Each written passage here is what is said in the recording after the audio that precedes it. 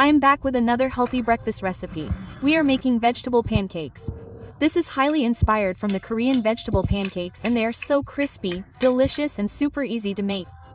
Firstly, chop all the vegetables as thinly as possible and add them in a bowl. Now add some basic spices along with gram flour and rice flour in the same quantity. Now add water. And after mixing, if the consistency seems a little runny, then you can add some flour. But make sure that you do not add too much flour, otherwise our pancakes will not become crispy. Now spread this batter in a pan and cook it well from both the sides. Brush a little oil on both the sides, so that it becomes crispy and golden brown. Serve them out with your favorite chutney and enjoy. I hope you like this recipe. Let me know if you will try it.